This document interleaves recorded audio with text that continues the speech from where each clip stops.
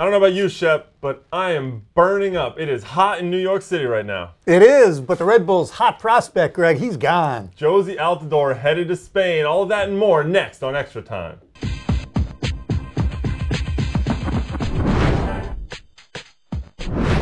Welcome to Extra Time, everybody. Greg, LALAS, and Shep Messing here. This week's show is brought to you by the color red, as in red cards. 7 ejections this past weekend. A little later on, we're going to tackle that subject, though we will stay within the rules of the game, of course. We're also going to hop on the transfer carousel and talk to Richard Mulrooney of the streaking Houston Dynamo. But Shep, what a weekend. I mean, DC with a comeback victory. New England solidifies their spot at the top of the East. And Los Angeles ekes out a win to take top in the West. Hey, those teams did well, Greg, and they got great individual player performances. Emilio, he's hot for DC United. Matt Reese, he kept New England in the game. And LA, I don't want to talk about scoring goals. I love their young defender, Sean Franklin. Terrific. Well, who knew we'd be talking about a defender for LA. Lots of speed out there. But the game of the week has to be DC's unlikely 2-1 comeback victory at Toyota Park. United was trying to escape the basement in the East, while the Fire needed a win to keep pace with the leaders New England. Newly signed Mexico coach SVEN-GORAN ERIKSSON in the house, presumably to watch Cuauhtemoc Blanco, and the Aztec God put on a show for Chicago. Blanco did, and it was a great atmosphere, electric crowd, the Mexico boss there, but Chicago's a little bit schizophrenic, Greg. I'll tell you, if not for JON BUSCH, he made 4 or 5 big saves. They could have been in a huge hole early. Arguably comeback player of the year right now, JON BUSCH. Now, I was also impressed again with Bakary Soumaré, the center back. You know, I've been on his bandwagon for a while now, but he just impresses me more and more. He has size, he has speed, and he has terrific awareness. As he continues to play more games, he's just going to get better.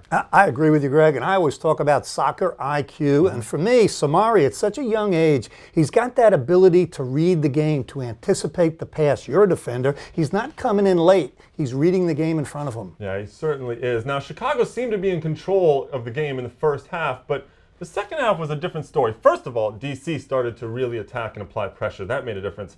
Then the red cards started flying. I mean, they were like confetti at an Argentina World Cup match. Marcelo Gallardo and Brandon Perdeau were sent off after getting tangled up inside the Chicago area. Brian Namoff received his second yellow in an early trip down the tunnel. How did these cards start to affect the game? Well, first of all, silly by Gallardo because Perdeau got the card. Gallardo retaliated. But if you're the Chicago Fire, you take that in a heartbeat. Gallardo off in turn for Perdeau, but it worked out the other way. DC started to run better off the ball. Well, they opened up the game, certainly, and Emilio was a key for them. I mean, he picked up his game and started really running at the defense. I was also blown away by Gonzalo Martinez, his ability to get into the attack from the left side. Every time United crossed half field, Martinez was bombing up the left wing, and that made a difference. Also, Gonzalo Peralta had a good game. Who knew we'd say that? Greg, 2 other factors for DC United. For me, JAIME MORENO, still the very best player in the league with the ball at his feet, able to dictate what goes on. And I think at the end, stoppage time, Chicago fell asleep. 9 out of 10 times, DC on the road, down a man, 1-1.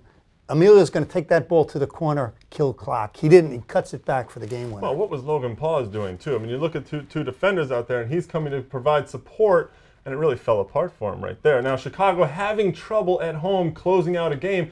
Dennis Hamlet, their coach, talked about it after the game against D.C. I think on the road we've had a good mentality as far as being disciplined. And I think tonight at home it's the same. You know, we have a good start, and then we feel like we have to get we have to score, and then we get caught up in this open game and losing our shape. And as a result, other teams are punishing us and when we try and do that. You can see the frustration on Dennis Hamlet's face. They need to start getting some points at home. They're undefeated on the road, but that's not going to last throughout the season. They need points at home if they're going to keep pace with New England. Well, let's see. What was the biggest story of the past week? Was it Eli Allen getting his first goal in MLS? No. No. Was it Chad Marshall being injured in Columbus? I don't think so. Not quite. Let's be honest. The story was JOZY Altidore has been sold to Spanish club Villarreal for roughly $10 million, the largest fee ever paid for an American player. Greg, it's a great story, and the timing for everybody involved, JOZY Altidore, New York Red Bulls, and the league, it's better now rather than later towards the end of the August 31st transfer period. Everybody can move on, and for New York, they really have to retool. Well, what does New York do now? I mean, they've got some money to spend. They've got some room under the cap. Technical director Jeff Agus told me over the weekend that the club is very close to completing the long-rumored deal for Venezuelan midfielder Jorge Rojas.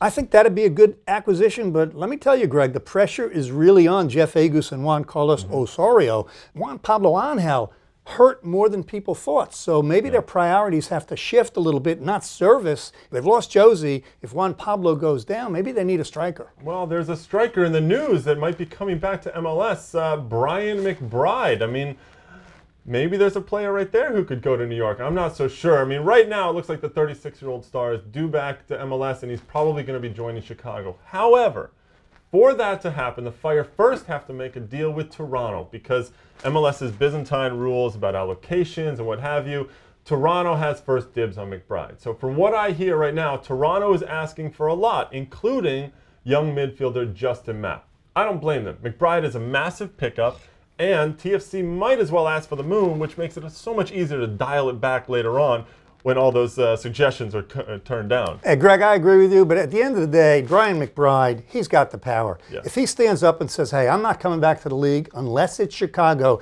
then it puts the onus on Toronto to do a deal or get nothing. Now, what does McBride in Chicago, what does that do for the Fire? I think they'd be awesome. I think if Brian McBride signs with Chicago, now we've talked about Chicago, a little bit schizophrenic, but I think he's the missing piece. I think if they sign him, they go to the Cup final. Definitely Cup favorites, and with Blanco serving the ball, and that'll be great. Now, another thing, though, for Toronto, if they can pick up a couple of midfielders, that will certainly help them. Justin Mapp, certainly a good addition in the midfield because we just saw with Amado Guevara and Laurent Robert hurt, Toronto not playing well. Now, some other players that are coming back, CLINT MATHIS, he's training with the Los Angeles Galaxy. He's back from Crete. And rumor has it right now that Ruud Gullit really likes him. I've always liked CLINT MATHIS, but maybe Ruud Gullit, he signs him and trades him. It'd be interesting to have Cletus come back. Well, they have a good core, and they're on the top of the West right now, so you might not want to mess that up too much. They also would have to get rid of a player to do this because their roster is full.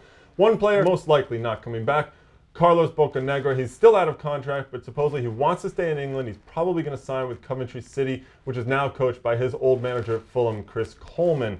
Now, what about some outgoing players? I mean, we saw JOZY Altidore go. Who's the next player to follow him to the old world? Well, first of all, there's a showcase window, the under-23, the Olympic team playing in China starting August 6th. So teams are looking at those players. But number one on my list, yes, that team, right? Sasha.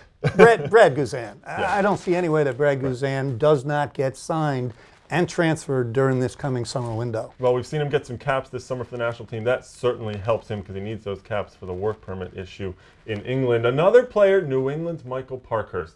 There were some rumors last fall that Fulham were interested. Those have died down some this year, but the Revs are in a tough spot here.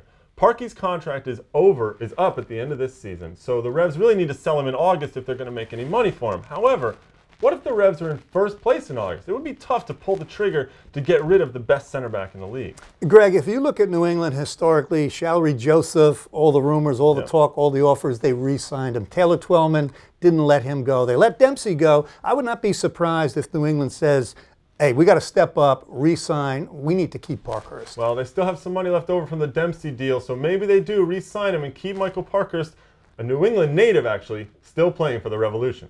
Well, the Houston Dynamo started the season badly, actually really badly. 6 games without a win, but in what is becoming an annual event, the Orange Crush have come storming back. Houston now has gone 4-1-1 in their last 6 and are tied for first in the West. To help us figure out the roller coaster, we're joined now by Dynamo midfielder Richard Mulrooney. Richard, welcome to Extra Time. Thanks for having me on, guys. Well, Richard, let's start with the easy one. So what's going right now that wasn't going right about 2 months ago? I don't know. I could say it's maybe the Gatorade's a little different, or I wish I really knew. But having said that, we're on a roll right now. We're happy about it. But maybe we're just getting a couple breaks here and there. At the beginning of the season, I thought we were playing okay, but the mistakes that we were making, teams were capitalizing on, whereas teams weren't making that many mistakes against us, and we weren't finishing our chances. And at the end of the day, it ended up being more losses than wins, and a few ties in there. So I think it's turned a little bit, but having said that, I think it's a team effort in terms of the work we put in to change that as well. Richard, talk about the mental component. They always say it's tough to reach the top. You're 2-time defending champions. What about the mentality after 2 consecutive championships to come back, start again preseason, and try and do it for a 3rd time? Yeah, you know, it is tough. I mean, at the same time, we've enjoyed being on top, and there's nothing like being on top because I think we're the only team, obviously, that can end the season with a W. But going into the next season, knowing you got the X on your back, it's tough mentally and physically. But at the same time, I think our coaching staff does a good job of keeping things fresh. And we just have a good locker room, a good group of guys that every day we come in, work hard, and at the same time enjoy it, you know, because it's our job, and we love being out there. But at the same time, yeah, you have to find new ways to keep involved, and at the end of the day, I think we're so competitive that losing and tying is not an option. So, you know, winning is the way we want to end the day or end the season. Well, Richard, thank you very much for joining us on Extra Time, and good luck this week. It's a huge game against New England. Thanks a lot. I appreciate it, guys. All the best. Good luck, Richard. Thank you. You can catch that whole ET interview with Richard Mulrooney on MLSnet.com, and be sure to tune in on Thursday night to ESPN2 for that massive game against the New England Revolution. It's a rematch of both the 2007 and 2006 MLS Cup Finals, with both teams in sizzling form right now. It should be epic. There's nothing that makes a player or a coach see red more clearly than actually seeing red, as in a red card. This past weekend, 7 red cards were shown in the 7 MLS games that were played. It's an interesting trend in MLS. Red cards are way up. Shep, what's going on with all the red? First of all, Greg, I like it because when you crack down on player activity, grabbing, tackling from behind, it encourages attacking play. So the cards, a stricter discipline by the refs, I like it. Well, it's a little bit of a slippery slope, too. This week, I spoke to Joe Machnick, the grand poobah of refereeing and discipline for MLS, and he mentioned several factors. One that he came right out of the bat with was the intensity of the games this year. They're at October levels, and we're only in June right now. Now, this to me is one of the wonderful benefits of expansion so far, because there are fewer playoff spots percentage-wise, so every game counts that much more. Greg, I would agree with those sentiments, but I'd add the factor that it's human nature. The pendulum in the last couple of years swung the other way. Players in MLS were getting away with whining, complaining, tackling, pulling, grabbing. So stricter discipline, I think, makes for better attack in soccer. Well, there's certainly been some better attacking and lots of goals being scored in MLS right now.